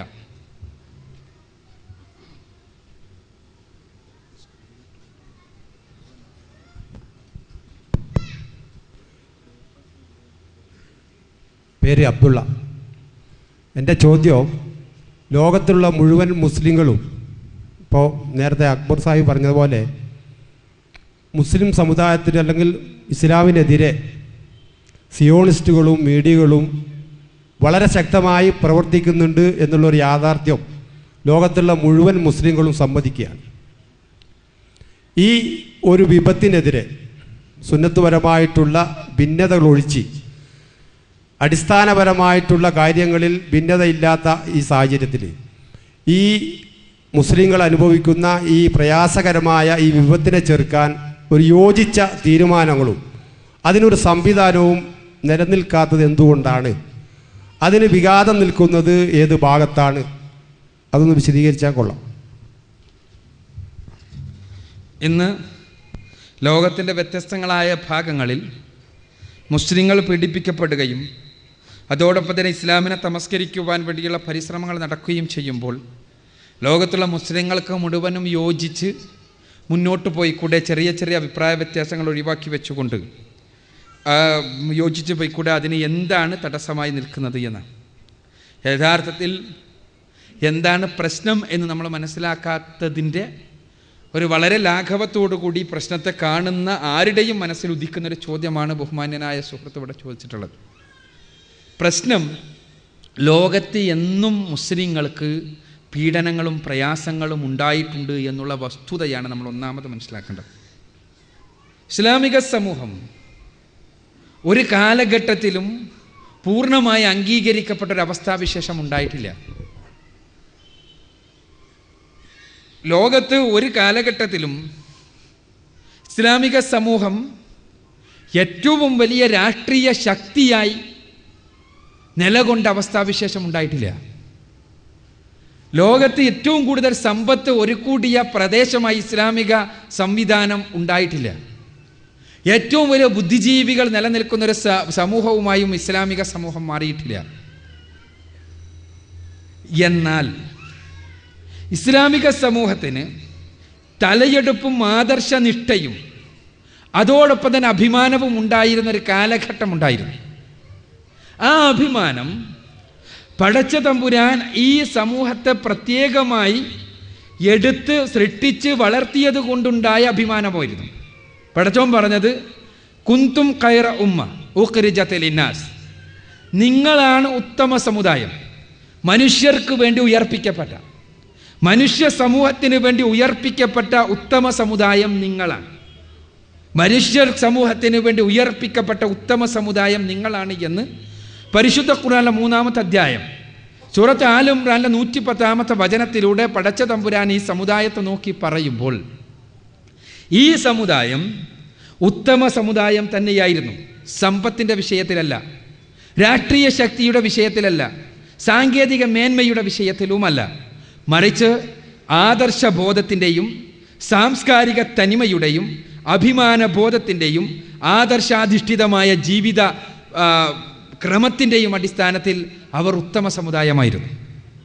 അപ്പോൾ ഉത്തമ സമുദായമാകുമ്പോൾ പടച്ച തമ്പുരാൻ്റെ പ്രത്യേകമായ സഹായം ഈ സമൂഹത്തിനുണ്ടാകും. ഇസ്ലാമിനെ സംബന്ധിച്ചിടത്തോളം പ്രവാചകൻ്റെ കാലഘട്ടത്തിലും ശേഷവുമെല്ലാം ഇസ്ലാമിക സമൂഹം ഏറെ പരീക്ഷിക്കപ്പെട്ടപ്പോൾ അള്ളാഹുവിൻ്റെ സഹായം ഉണ്ടായിട്ടുണ്ട്.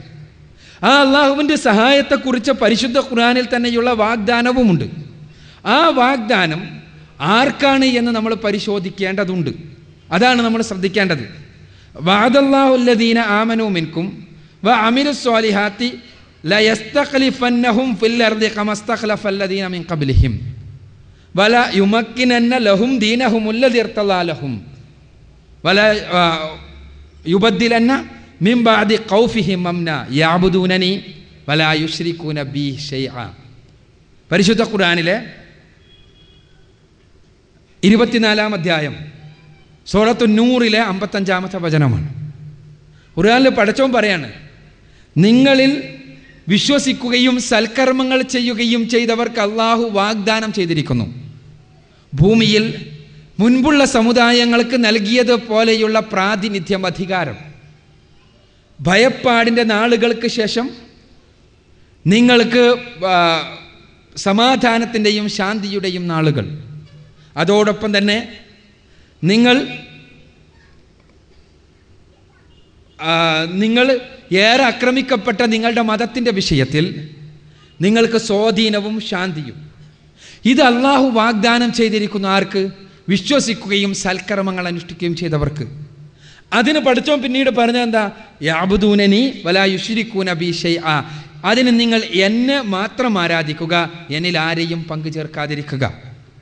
അപ്പോൾ അള്ളാഹുവിൻ്റെ വാഗ്ദാനമാണിത്. അള്ളാഹുവിൻ്റെ വാഗ്ദാനം ആർക്കാണ്? വിശ്വസിക്കുകയും സൽക്കർമ്മങ്ങൾ അനുഷ്ഠിക്കുകയും ചെയ്തവർക്കാണ്. അതോടൊപ്പം തന്നെ പടച്ചോൻ ഖൈറു ഉമ്മത്ത് എന്ന് പറഞ്ഞത് ആരെക്കുറിച്ചാണ്? ഏറ്റവും ഉത്തമ സമുദായം എന്ന് പറഞ്ഞത്. അതും ഖുർആന് കൃത്യമായി പറഞ്ഞു, കുന്തും ഖൈറ ഉമ്മ ഉഖ്രിജത് ലിന്നാസ് തഅമുറൂന ബിൽ മഅറൂഫി വതൻഹൗന അനിൽ മുൻകരി വതുഅ്മിനൂന ബില്ലാഹ്. ആരാണ് ഉത്തമ സമുദായം? ആ ഉത്തമ സമുദായം എന്ന് പറഞ്ഞാൽ മുസ്ലിം മാതാപിതാക്കളുടെ മക്കളായി ജനിച്ചതിൻ്റെ പേരിൽ കാനേശുമാരിയിൽ മുസ്ലിം പേരുകൾ ഉൾക്കൊള്ളുന്ന ആളുകളാണോ? അല്ല, മറിച്ച് സദാചാരത്തിലേക്ക് ക്ഷണിക്കുകയും ദുരാചാരത്തിൽ നിന്ന് ജനങ്ങളെ തടയുകയും അള്ളാഹുവിൽ വിശ്വസിക്കുകയും ചെയ്യുന്നവർ ഉൾക്കൊള്ളുന്നതാണ് ഉത്തമ സമുദായം. ആ സമുദായം ഉത്തമ സമുദായമാണ് മനുഷ്യർക്ക് വേണ്ടി ഉയർപ്പിക്കപ്പെട്ട. അഥവാ പടച്ച തമ്പുരാൻ ഇവിടെ പറഞ്ഞ കുറേ കാര്യങ്ങൾ കൂട്ടി വായിക്കണം. വളരെ വിശദമായി ചർച്ച ചെയ്യേണ്ട വിഷയമാണ്. വളരെ സംക്ഷിപ്തമായി പറഞ്ഞാൽ, ഒന്നാമതായി വിശ്വാസം ഉൾക്കൊള്ളുന്ന ഒരു സമൂഹമാകണം. രണ്ടാമതായി സൽക്കർമ്മങ്ങൾ അനുഷ്ഠിക്കണം. മൂന്നാമതായി സത്യത്തിലേക്ക് ക്ഷണിക്കണം, ധർമ്മത്തിലേക്ക് ക്ഷണിക്കണം.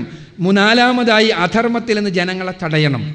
ഇതെല്ലാമാണ് ഈ സമുദായത്തിൻ്റെ അള്ളാഹു വാഗ്ദാനം ചെയ്ത സമാധാനം ലഭിക്കുന്ന, അധികാരം ലഭിക്കുന്ന, പ്രശ്നങ്ങളില്ലാത്ത ഉത്തമ സമുദായത്തിൻ്റെ സവിശേഷതകൾ ഇതെല്ലാം ആകണം. ഇതാകാതിരുന്നപ്പോൾ സ്വാഭാവികമായും ഈ സവിശേഷതകൾ നഷ്ടപ്പെട്ടു. അതാണ് സംഭവിക്കുന്നത്.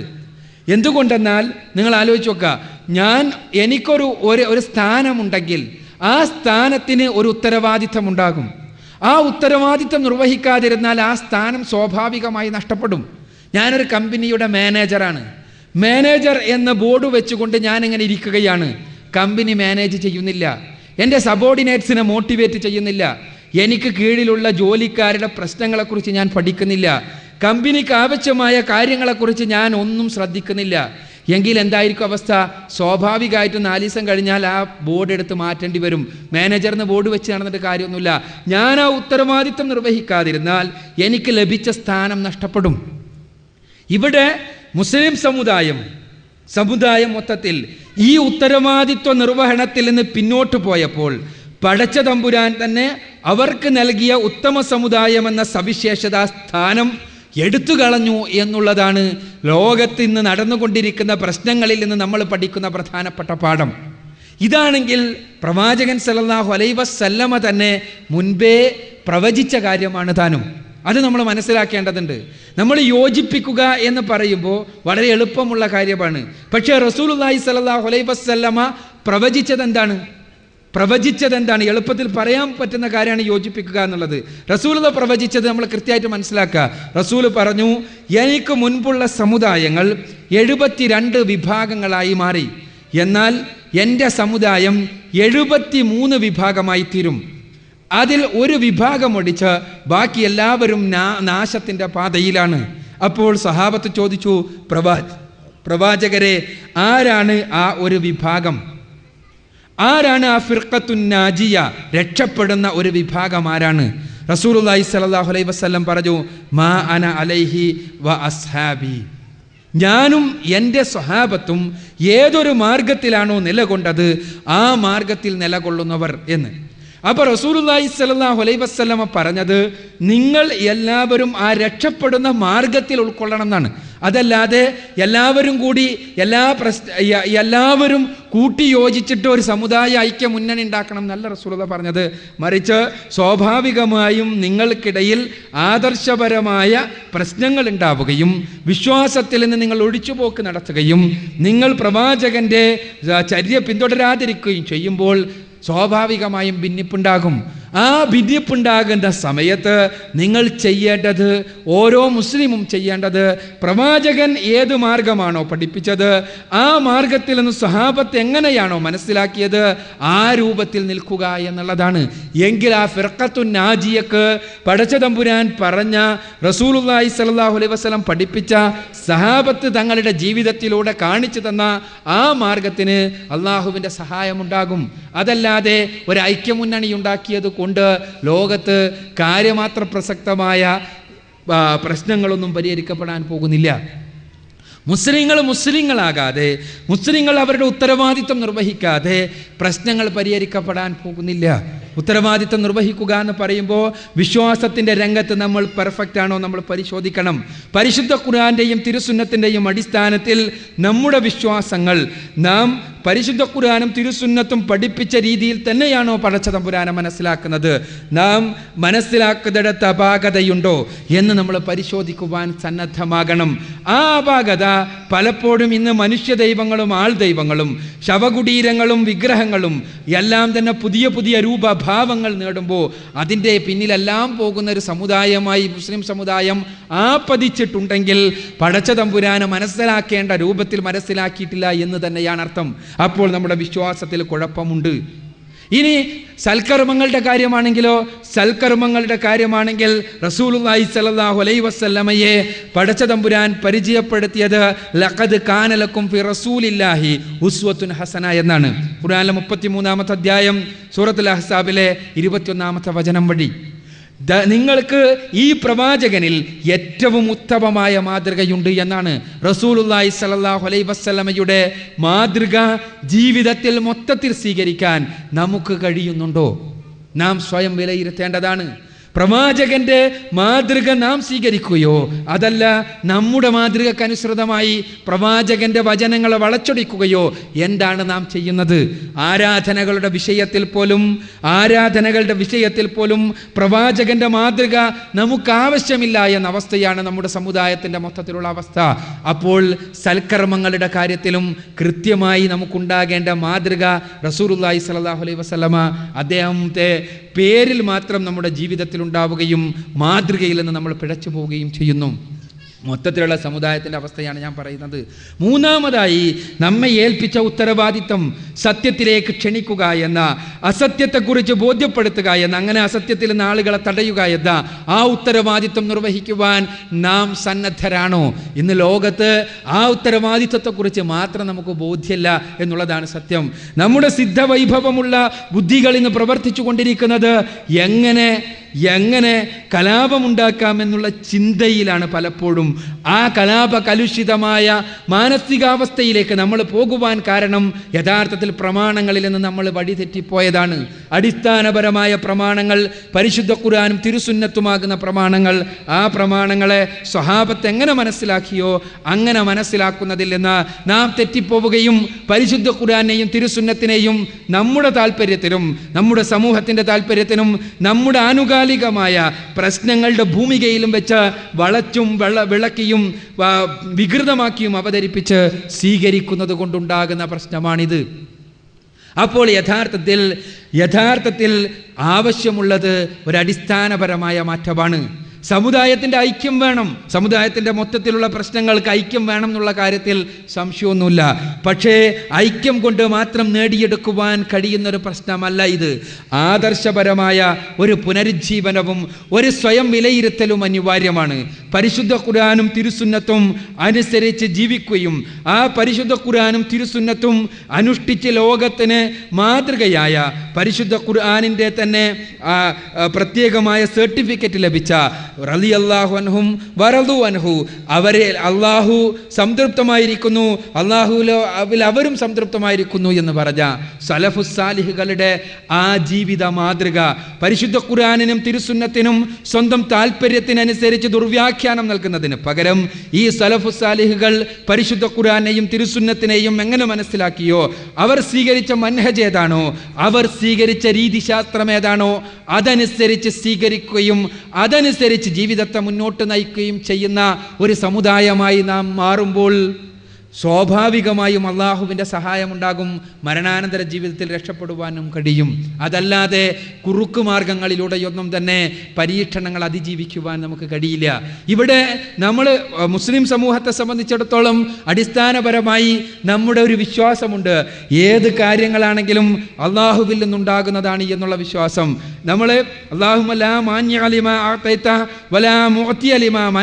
എന്ന് ഇന്നും നമസ്കാരത്തിന് ശേഷം ചൊല്ലിയവരാണ് നമ്മൾ. അള്ളാഹുവേ, നീ അനുവദിച്ചത് തടയുവാൻ ആരുമില്ല, നീ തടഞ്ഞത് അനുവദിക്കുവാനും ആർക്കും കഴിയില്ല എന്ന്. അപ്പോൾ ഈ സമുദായത്തിന് ഇസ്സത്തുണ്ടായിരുന്നുവെങ്കിൽ അതിന് കാരണം അള്ളാഹുവാണ്.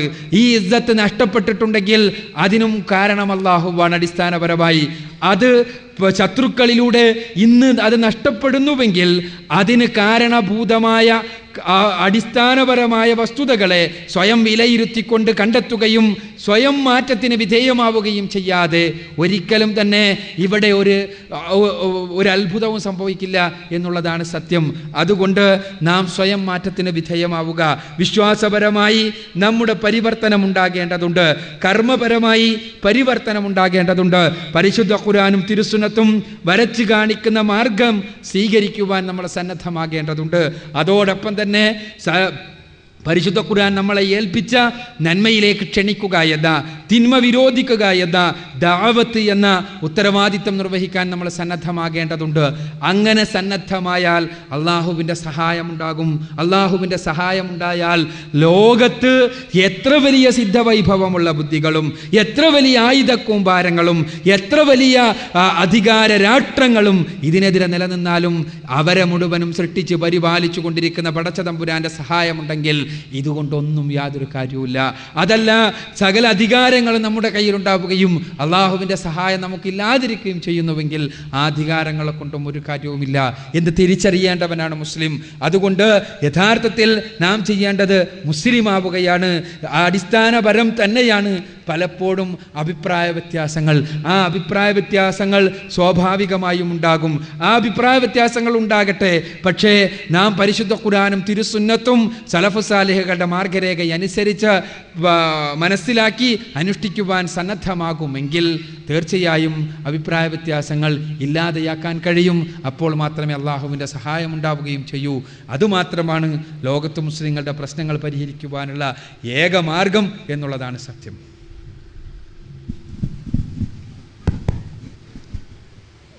എൻ്റെ പേര് ഹാരിസ്. എൻ്റെ ചോദ്യം, ആത്മഹത്യ ഇസ്ലാം നിഷിദ്ധമായി കാണുന്നു. ഫലസ്തീനിലും അതുപോലെ ചെച്നിയയിലും ഒക്കെ ചാവേർ സ്ഫോടനങ്ങൾ നടക്കുന്നു. ഇത് ആത്മഹത്യയല്ലേ എന്നാണ് ചോദ്യം.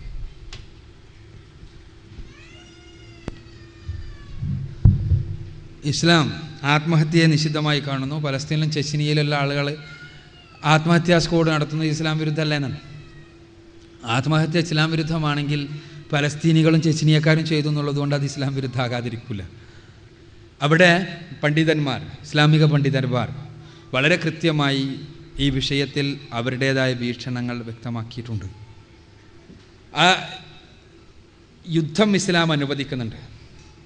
യുദ്ധത്തിന് പോകുമ്പോൾ തന്നെ ഒരാളെ സംബന്ധിച്ചിടത്തോളം അയാൾ മരണപ്പെടാനുള്ള സാധ്യത 50%. ഇപ്പം ഞാൻ യുദ്ധത്തിന് ഒരുങ്ങുകയാണെങ്കിൽ ഇസ്ലാമിക രാഷ്ട്ര സംവിധാനത്തിൽ ഖലീഫയുടെ കീഴിൽ ഞാൻ യുദ്ധം ചെയ്യുകയാണെങ്കിൽ ഞാൻ കൊല്ലപ്പെടാനുള്ള സാധ്യത 50%. ചില യുദ്ധങ്ങളിലാകട്ടെ കൊല്ലപ്പെടാനുള്ള സാധ്യത 75%, 90%, 95% ആകും. പക്ഷേ എങ്കിൽ തന്നെയും യുദ്ധത്തിൽ ശത്രുവിൻ്റെ കൈകൊണ്ടാണ് ഞാൻ കൊല ചെയ്യപ്പെടുന്നത്. ശത്രുവിൻ്റെ കൈകൊണ്ട് കൊല ചെയ്യപ്പെടുകയല്ലാതെ സ്വന്തം കൈകൊണ്ട് കൊല ചെയ്യപ്പെടുക എന്നൊരു ഏർപ്പാട് ഇസ്ലാമിലെ യുദ്ധത്തിൽ പഠിപ്പിച്ചിട്ടില്ല. ഇസ്ലാം കൃത്യമായി പഠിപ്പിക്കുന്ന കാര്യമാണത്. ആത്മഹത്യാ ബോംബുകൾ, അതിന് എത്ര തന്നെ ന്യായീകരണങ്ങൾ ആര് തന്നെ കണ്ടെത്തിയാലും അത് ഇസ്ലാമികമായി ശരിയല്ല എന്നാണ് പ്രഗത്ഭരായ പണ്ഡിതന്മാരുടെ മുഴുവനും വീക്ഷണം. എന്നാൽ വളരെ ന്യൂനപക്ഷം വരുന്ന ചില പണ്ഡിതന്മാർ പ്രത്യേകമായ സാഹചര്യത്തിൽ ആത്മഹത്യ ബോംബുകൾ ആകാം എന്ന് പറയുന്നുണ്ട്. യഥാർത്ഥത്തിൽ ആ പണ്ഡിതന്മാരുടെ വീക്ഷണം പരിശുദ്ധ ഖുർആന്റെയും തിരുസുന്നത്തിൻ്റെയും അടിസ്ഥാനത്തിൽ മതത്തെ മനസ്സിലാക്കുന്ന സഹാബത്ത് പരിശുദ്ധ ഖുർആനെയും തിരുസുന്നത്തിനെയും മനസ്സിലാക്കിയ രൂപത്തിൽ മതത്തെ മനസ്സിലാക്കണമെന്ന് വിചാരിക്കുന്ന ആളുകളെ സംബന്ധിച്ചിടത്തോളം ആത്മഹത്യ ഒരവസരത്തിലും അനുവദിക്കുന്നില്ല എന്ന് തന്നെയാണ് മനസ്സിലാക്കാൻ കഴിയുന്നത്. അഥവാ ആത്മഹത്യ ബോംബ് എന്നുള്ളത് ഇസ്ലാമികമായി ശരിയല്ല എന്ന് തന്നെയാണ് മനസ്സിലാകുന്നത്. അതുകൊണ്ട് തന്നെ പലസ്തീനികൾ ചെയ്താലും ചെച്ചിനിയക്കാർ ചെയ്താലും അത് ഇസ്ലാമികമായി ന്യായീകരിക്കാൻ കഴിയില്ല. അഷ്റഫ്, അഡ്വക്കേറ്റ്, കൽപ്പറ്റ. ഇസ്ലാമിനെ കുറിച്ചുള്ള ഏറ്റവും വലിയ ഒരു വിമർശനം ഇസ്ലാമിലെ നിയമങ്ങൾ കാലാനുസൃതമായ മാറ്റങ്ങൾ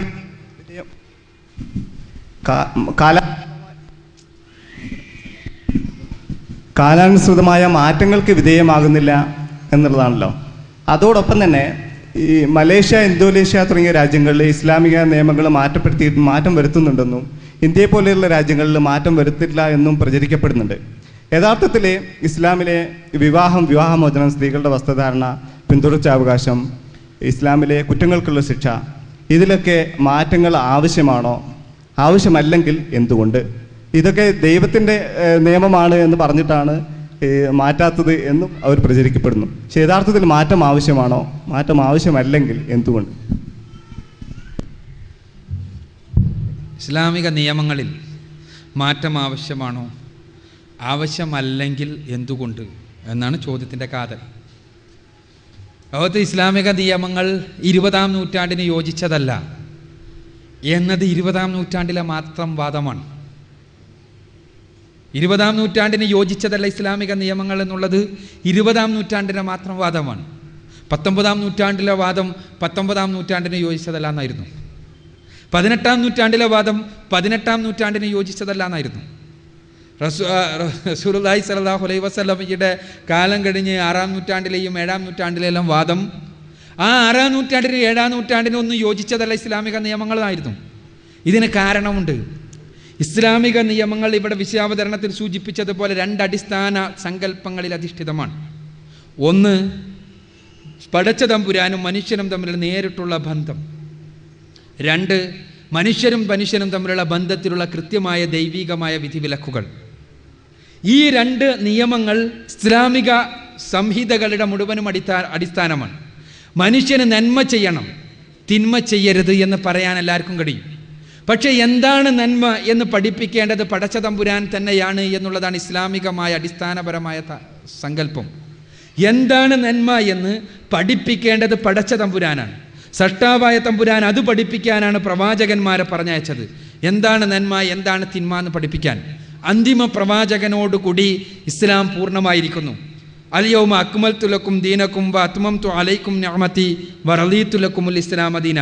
പരിശുദ്ധ ഖുർആൻ 5-ാമത്തെ അധ്യായം സൂറത്തുൽ മാഇദയിലെ 3-ാമത്തെ വചനത്തോടുകൂടി ഇസ്ലാം മതം പൂർണ്ണമായിരിക്കുന്നു. ഇനി അതിൻ്റെ നിയമങ്ങൾ സർവകാലികമാണ്, ജനീനമാണ്. എല്ലാവർക്കും സ്വീകരിക്കാൻ കഴിയുന്ന എക്കാലഘട്ടത്തിലും പ്രസക്തമായ നിയമങ്ങളാണ് ഇസ്ലാമിക നിയമങ്ങൾ.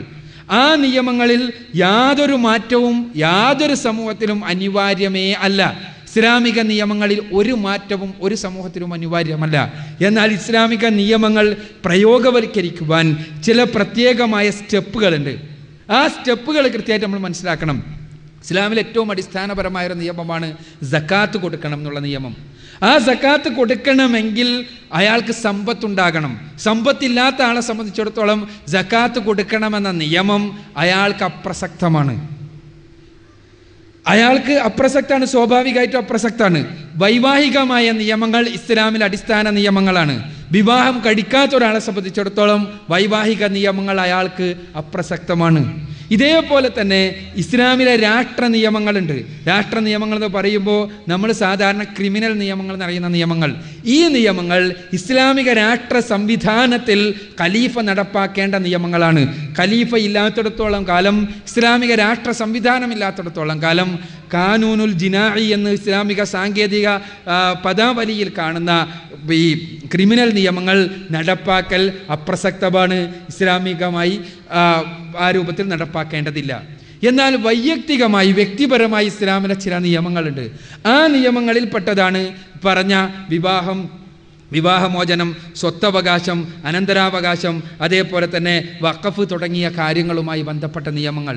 ആ നിയമങ്ങൾ ഒരു മുസ്ലിമിനെ സംബന്ധിച്ചിടത്തോളം അയാൾക്ക് ഏതവസരത്തിലും പ്രായോഗികമാണ്, ഏതവസരത്തിലും മാനവികമാണ് എന്നുള്ളതാണ് സത്യം.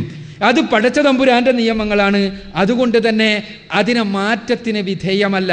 ഒരു സമൂഹത്തിൽ ആ നിയമങ്ങൾ ദുരുപയോഗം ചെയ്യുന്നുണ്ടെങ്കിൽ ആ സമൂഹത്തിന് ആ നിയമങ്ങൾ ദുരുപയോഗം തടയാൻ വേണ്ടി ഉള്ള ചില മാർഗങ്ങൾ കണ്ടെത്താവുന്നതാണ്. ഉദാഹരണത്തിന് ഉമർ റളിയല്ലാഹു അൻഹുവിൻ്റെ കാലഘട്ടത്തിൽ തലാഖിൻ്റെ നിയമം ചിലർ ദുരുപയോഗം ചെയ്യുന്നത് ശ്രദ്ധയിൽപ്പെട്ടപ്പോൾ ആ ദുരുപയോഗം ഇല്ലാതെയാക്കുവാൻ വേണ്ടി ഉമർ റളിയല്ലാഹു അൻഹു ആ നിയമത്തെ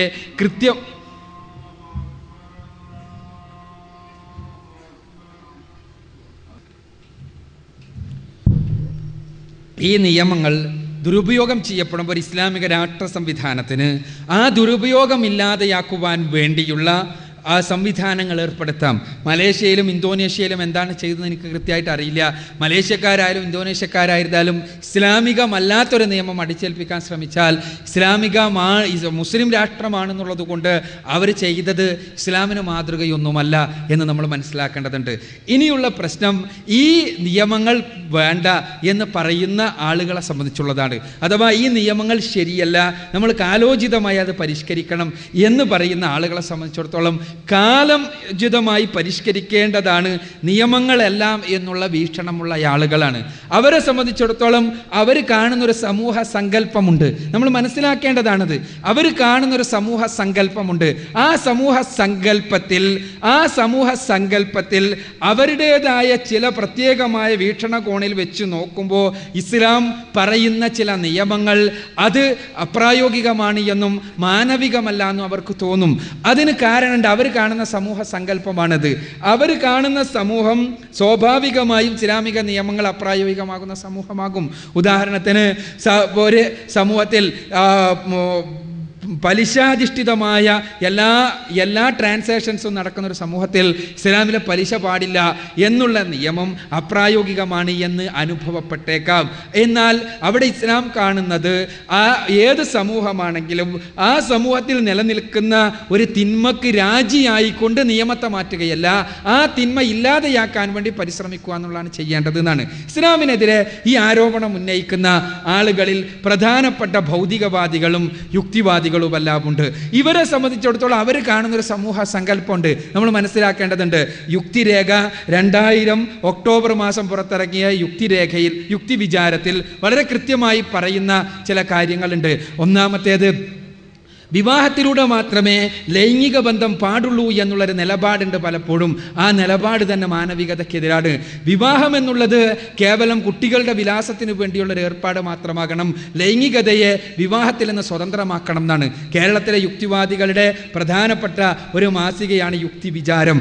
അതേപോലെ തന്നെ ഈ യുക്തിവാദികൾ എഴുതുന്ന ലേഖനങ്ങളിൽ ഇപ്പോൾ ഏറ്റുമാനൂർ ഗോപാലകൃഷ്ണൻ എഴുതിയ അദ്ദേഹത്തിൻ്റെ തൃശ്ശൂരിലെ യുക്തിവാദ പഠന കേന്ദ്രം പ്രസിദ്ധീകരിച്ച് പുറത്തിറക്കുന്ന പുസ്തകത്തിൽ പറയുന്നത്, യുക്തിവാദിയെ സംബന്ധിച്ചിടത്തോളം ഇങ്ങനെയുള്ള നിയമങ്ങൾ, വ്യഭിചരിക്കരുത്, മദ്യപിക്കരുത് തുടങ്ങിയ നിയമങ്ങൾ അപ്രസക്തങ്ങളാണ്, മതപരമായ നിയമങ്ങളാണ്, അതുകൊണ്ട് തന്നെ അപ്രസക്തമാണ് എന്നാണ്. അപ്പോൾ അവരെ സംബന്ധിച്ചിടത്തോളം, ഇസ്ലാം വിമർശകരെ സംബന്ധിച്ചിടത്തോളം അവർ കാണുന്നത് വളരെ തുറന്ന ലൈംഗികതയുള്ള, വളരെ തുറന്ന സ്വാതന്ത്ര്യമുള്ളൊരു സമൂഹമാണ്. ആ സമൂഹത്തിലെ വിവാഹം എന്നുള്ളത് കേവലം കുഞ്ഞുങ്ങൾക്ക് വിലാസമുണ്ടാക്കുവാൻ വേണ്ടിയുള്ള ഒരു ഏർപ്പാട് മാത്രമാണ് എന്നുള്ളതാണ് വസ്തുത. അത്തരം സമൂഹത്തിലാകുമ്പോൾ സ്വാഭാവികമായും ഇസ്ലാമികമായ നിയമങ്ങൾ അപ്രസക്തമായി അനുഭവപ്പെട്ടേക്കാം. ഇസ്ലാമിക നിയമങ്ങളാകട്ടെ വിവാഹേതരമായ ലൈംഗിക ബന്ധങ്ങൾ ഒരു കാരണവശാലും ഉണ്ടാകാൻ പാടില്ല എന്നും, വിവാഹേതരമായ ലൈംഗിക ബന്ധങ്ങൾ ഉണ്ടാവുകയാണെങ്കിൽ ഇസ്ലാമിക സമൂഹം അതിനെ കർക്കശമായും കർശനമായും നേരിടും എന്നുള്ളതാണ് ഇസ്ലാമിക നിയമത്തിൻ്റെ ഒരടിത്തറ. അത്തരമൊരു നിയമം നിലനിൽക്കുമ്പോൾ സ്വാഭാവികമായി മാനവികമായി ലൈംഗികതയുടെ വിഷയത്തിൽ കൃത്യമായ, വിവാഹത്തിൻ്റെ കാര്യത്തിൽ ചില കൃത്യമായ നിയമങ്ങൾ ഉണ്ടാകേണ്ടി വരും. അതേപോലെ തന്നെ വിവാഹമോചനത്തിൻ്റെ കാര്യമാണെങ്കിൽ ഭൗതികവാദികളെ സംബന്ധിച്ചിടത്തോളം ഒരാൾക്ക് എപ്പോൾ വേണമെങ്കിലും ഒഴിവാക്കി പോകാൻ പറ്റുന്ന ചരക്കുകളാകണം സ്ത്രീയും പുരുഷനും എന്നുള്ളതാണ്. അഥവാ സ്ത്രീക്ക് വേണ്ടാൻ തോന്നിയാൽ ഒഴിവാക്കാം, പുരുഷന് വേണ്ടാൻ തോന്നിയാൽ ഒഴിവാക്കാം എന്നുള്ളതാണ്. എന്നാൽ ഇസ്ലാമിൽ വിവാഹമോചനത്തെക്കുറിച്ച് കൃത്യമായ ചില കാഴ്ചപ്പാടുണ്ട്. ആ കാഴ്ചപ്പാട് ഞാൻ നേരത്തെ പറഞ്ഞതുപോലെ വിവാഹമെന്ന വിശുദ്ധ സ്ഥാപനം എക്കാലഘട്ടത്തിലും നിലനിൽക്കണമെന്നും ലൈംഗികതയും കുഞ്ഞുങ്ങളുടെ ഉൽപ്പാദനവും ആ വിശുദ്ധ സ്ഥാപനത്തിൻ്റെ അടിത്തറയിൽ മാത്രമേ ഉണ്ടാകുവാൻ പാടുള്ളൂ എന്നുമുള്ള നിയമത്തിൻ്റെ അടിത്തറയിലുള്ളതാണ്. ആ നിയമം നിലനിൽക്കുമ്പോൾ സ്വാഭാവികമായും ഇസ്ലാമിക നിയമങ്ങൾ മാനവികമായിരിക്കും എന്നുള്ളതാണ് സത്യം. ഞാൻ പലപ്പോഴും പറയാറുള്ളൊരു കാര്യമുണ്ട്, ഇസ്ലാമികമായ നിയമങ്ങൾ മാറ്റത്തിരുത്തലുകൾ വരുത്തണമെന്ന് പറയുന്ന ആളുകൾ അവരെഴുന്നേറ്റ് നിന്നുകൊണ്ട് പറയേണ്ടത്, ഇസ്ലാമികമായ ഇന്ന നിയമം മാനവികതയ്ക്കെതിരാണ്, ആ നിയമം അതുകൊണ്ട് മാറ്റണം എന്നാണ് പറയേണ്ടത്. ഇങ്ങനെ വസ്തുനിഷ്ഠമായി ഇസ്ലാം പറഞ്ഞ ഏതെങ്കിലും ഒരു നിയമം മാനവികതയ്ക്കെതിരാണ് എന്ന് വസ്തുനിഷ്ഠമായി സ്ഥാപിക്കാൻ ഒരാൾക്കും സാധ്യമല്ല. ഇന്നലെ പോലും കേരള യുക്തിവാദി സംഘത്തിൻ്റെ പ്രസിഡന്റായ ശ്രീമാൻ കലാനാഥൻ മാസ്റ്ററുമായി ഇതേപോലുള്ളൊരു തുറന്ന വേദിയിൽ വെച്ച് ഒരു സംവാദത്തിൽ ഏർപ്പെടാൻ അവസരം ലഭിക്കുകയുണ്ടായി. ആ സമയത്ത് ഞാൻ ആ വേദിയിൽ വെച്ച് ശക്തമായി ഉന്നയിച്ചൊരു കാര്യമാണ്, ഇസ്ലാമികമായ നിയമങ്ങൾ ഏതെങ്കിലും മാനവികതയ്ക്കെതിരാണ് എന്ന് വസ്തുനിഷ്ഠമായി സ്ഥാപിക്കുവാൻ ഏതെങ്കിലും ഭൗതികവാദികൾക്ക് കഴിയുമോ എന്നുള്ളതാണ്. ഒരിക്കലും സാധ്യമല്ല എന്ന് ആ നിയമങ്ങളെക്കുറിച്ച് ഉത്തമ ബോധ്യത്തിൻ്റെ അടിസ്ഥാനത്തിൽ തന്നെയാണ് ഞാൻ പറയുന്നത്. ഒരിക്കലും സാധ്യമല്ല ഒരു ഭൗതികവാദിക്കുന്നുള്ളതാണ്. അതുകൊണ്ട് തന്നെ മാനവികമാണ് ഇസ്ലാമിക നിയമങ്ങൾ 100%. അത് മാറ്റങ്ങൾക്ക് വിധേയമല്ല താനും. എന്നാൽ അത് ദുരുപയോഗപ്പെടുത്തുന്നവരുണ്ടാകാം. അത് ദുരുപയോഗപ്പെടുത്തപ്പെടാത്ത ഏത് നിയമമാണുള്ളത് എന്നുള്ളതാണ് തിരിച്ച് നമുക്ക് ചോദിക്കുവാനുള്ളത്. അതുകൊണ്ട് ദുരുപയോഗപ്പെടുത്തുന്നവരുണ്ടെങ്കിൽ ആ ദുരുപയോഗമില്ലാതെയാക്കുവാൻ ആവശ്യമായ സംവിധാനങ്ങളാണ് ഉണ്ടാക്കേണ്ടത്, നിയമമല്ല മാറ്റേണ്ടത് എന്ന് നമ്മൾ അറിയേണ്ടതുണ്ട്.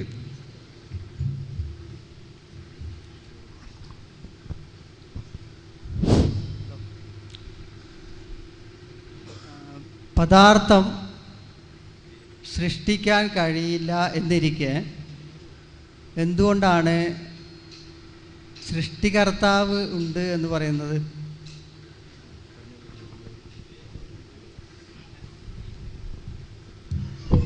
ചോദ്യകർത്താക്കളെ അവരുടെ പേര് വ്യക്തമാക്കുന്നത് നന്നായിരിക്കും.